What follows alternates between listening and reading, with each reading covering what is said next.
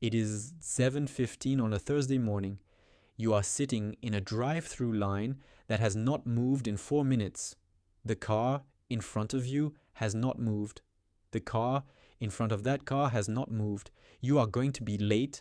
You are always going to be late on Thursdays. You order the same thing you always order: the large coffee, the breakfast sandwich in the paper sleeve that will be cold by the time you eat it in the parking garage, and the receipt the cashier hands you without making eye contact. $14.80. You tap your card, you pull forward, you do not think about it. By the time you get to your desk, you have already forgotten the number. By the time you eat the sandwich, it is cold and fine and completely forgettable. By the time you drive home, the morning will be gone, and the $14.80 will be somewhere inside a system so large it does not register your contribution either. Tomorrow, you will do it again, not because you have to, because the decision stopped being a decision a long time ago. Now add the lunch you ordered in because the meeting ran long. The subscription that renewed last Tuesday for the streaming service you have not opened since March, the parking app, the impulse at the checkout line at the pharmacy, the coffee again Friday morning because Thursdays was fine. And a habit is a habit. $25 a day, not all at once, never all at once. Always scattered across small moments that feel like nothing, because individually, they are nothing. This is a story about that $25. About two people who spent their entire working lives earning the exact same salary and reaching 63 in completely different financial realities, and about the single decision that split them. Not a windfall, not a promotion, not a tip from a friend about a stock. One quiet decision made on an unremarkable Tuesday in their late 30s, when both of them felt exactly the same amount of behind. Hold on to that $25. We are going to follow it for 25 years. You are 38. You have a real salary, a real mortgage, real children whose daycare invoices arrive with the reliability of a bill collector, a parent whose prescriptions cost more than they used to, a 401k you enrolled in during orientation and have not looked at since, because looking at it feels like reading the weather for a trip you cannot afford to take. You are not irresponsible. You are not reckless. You are the version of financially stable that feels unstable from the inside, because every dollar that comes in has somewhere to go before it arrives. Your coworker Ryan sits 3 desks over. Same title, same salary, same commute, same general shape of a life. 2 kids, a mortgage in a suburb close enough to yours that you have driven past his exit 100 times without stopping. You and Ryan have worked at the same company for 6 years. You have never once talked about money in any real way. Nobody does. On a Tuesday in October, you open your benefits portal for the first time in 2 years because HR sent a deadline email and you needed to update your dental selection anyway. You see the 401k section. Your employer matches up to 4%. You are contributing 2. You have been contributing 2 since orientation because 2 felt like something and something felt like enough. You do the math on your phone sitting at your desk while Ryan takes a call 2 rows over. A 4% match on your salary. Money your employer is offering to hand you for free. Money you have been declining every single pay period for 6 years, without realizing it was a choice you were making. You sit with that for a moment. Then you open the contribution screen and change the number, not to 4, to 6. 4 to capture the full match and 2 more on top, because the calculator on your phone just showed you something you cannot unsee. $25 a day, $762 a month between your contribution and the employer match you are now actually capturing. The first paycheck, it takes effect, you barely feel it. The take home is slightly lower, the mortgage still clears, the daycare invoice still gets paid. Life continues with the exact same texture it had the week before. You do not feel richer. You do not feel anything different at all. That is the part nobody tells you about. The right financial decision almost never feels like anything when you make it. It only feels like something 20 years later, when you are trying to explain to someone why your life looks the way it does. 2 years in, you are 40. The balance in the account is around $14,000. You have contributed roughly 9,000 of it. Your employer handed you the other 5,000 for the simple administrative act of not saying no to free money. Ryan mentions at lunch one afternoon that he finally looked at his 401k. He is still at 2%. He has been meaning to change it. He will get to it after the holidays, after the kitchen renovation, after the car is paid off. You say nothing about your own number, you order the same sandwich, you drive home the same way. That same year, a friend sends you a message about a tech stock that is moving. He has put $8,000 in. He tells you the boring fund you are sitting in is for people who do not understand how money actually works. You look at your balance, you look at his message, you think about the 401k match you spent 6 years declining without knowing you were declining it. You text back that you will pass. He doubles down. The stock runs for 3 more weeks. He sends you screenshots with escalating excitement. Then it drops. Then it drops more. By spring, he has recovered about 40% of what he put in and stopped mentioning it entirely. You keep doing the most unremarkable thing available to you. You keep not saying no to free money. 7 years in, you are 45. The balance is around $41,000. You have contributed approximately $26,000 of your own money across 7 years. Your employer has added roughly $15,000 on top of that for the sustained act of showing up and participating.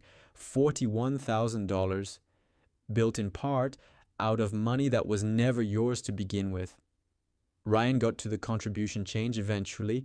He made it at 43. He is 2 years behind you, which in compounding terms is not 2 years.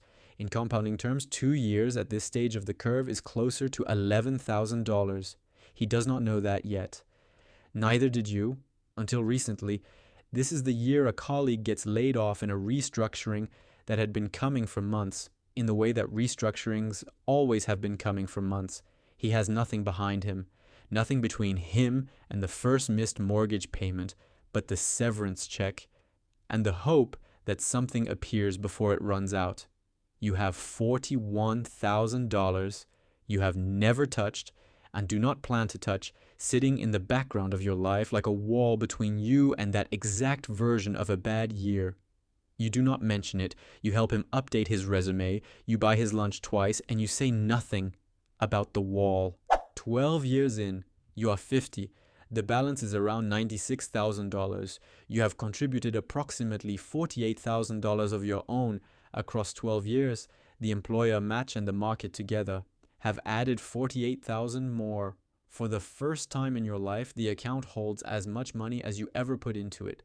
The other half appeared without your labor, without your attention, without a single decision beyond the one you made on a Tuesday afternoon in October, when you were 38, slightly behind, and not particularly optimistic about any of it. Ryan finally maxed out his contributions last year. He is serious about it now. He talks about it at lunch sometimes. He has about 31,000 in his account and is frustrated that the number is not moving faster. You understand the frustration. You lived inside it for years. The early years are the slog. The early years are all you pushing and almost none of the account pushing back. What you cannot tell him without sounding like you are delivering a speech is that at some point, the ratio flips. At some point, the account starts doing more work than you do. At some point, you become a passenger to your own balance, and your only remaining job is to not panic and sell it. You are approaching that point. You do not say any of this. You finish your lunch. You drive home the same way you always drive home. 17 years in, you are 55. The balance is around $182,000. You have put in approximately $63,000 across 17 years, in amounts that were never large enough to feel significant in the moment of contributing them. The other $119,000 is the math. The employer match captured every pay period, the market returning its historical average across a long enough runway. Time being given enough room to do what time does when you do not interrupt it. This is the year you sit down and run the numbers properly for the first time. You are 63 in 8 years. Your mortgage will be paid in 6. Your youngest finishes college in 4. The number in the account, if you change nothing and the market returns its historical average, will be somewhere between $350,000 and $400,000 by the time you are 63. $400,000 invested at 7% generates $28,000 a year without touching the principal. You run that number again because it does not feel real the first time. $28,000 a year produced by an account you never emptied and rarely watched. Not a salary, not a side hustle, not a rental property or a business or a second job. Just time, consistency, and an employer match you almost declined permanently because the contribution screen felt like something you would handle after the holidays. Ryan does that same calculation around this time. His number at 63 is projected at somewhere around $90,000. The gap between you is not explained by income. It is not explained by intelligence or discipline or any character difference that would be satisfying to point to. It is explained by 5 years. 5 years of capturing a match he was offered and declined for the exact same reason you declined it for 6 years, except you stopped declining it at 38 and he stopped at 43. And in compounding terms, 5 years is not 5 years. 5 years is the difference between 400,000 and 90,000. Nobody tells you that when you are staring at the benefits portal during a deadline email, wondering if you should update your dental selection. 25 years from the Tuesday you change the number on a screen, the balance is approximately $387,000. Sit with the breakdown, because it is the whole story in 3 figures. What you actually contributed across 25 years, your $25 a day redirected from drive-thrus, subscriptions, pharmacy impulse buys, and lunch orders on days when the meeting ran long, is $71,000. Your employer contributed an additional $42,000 for the sustained act of participating rather than declining. The remaining $274,000 was never yours to earn. You never worked an hour for it. You never noticed it arriving because it arrived the way compound interest always arrives, slowly and then completely. You did not get lucky. You did not pick a winner. You did not time anything or understand anything that Ryan did not also understand. You captured a match that was being offered to you. You redirected $25 a day from things that disappeared the moment you consumed them into something that kept working while you were not watching. You did it consistently for 25 years across market crashes, restructurings, a global event that briefly made everyone question everything, and a dozen moments where the rational feeling thing would have been to stop.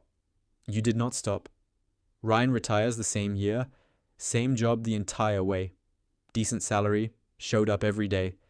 A good man who worked as hard as you did and spent his $25 on 1,000 small daily comforts he genuinely enjoyed and cannot specifically remember now.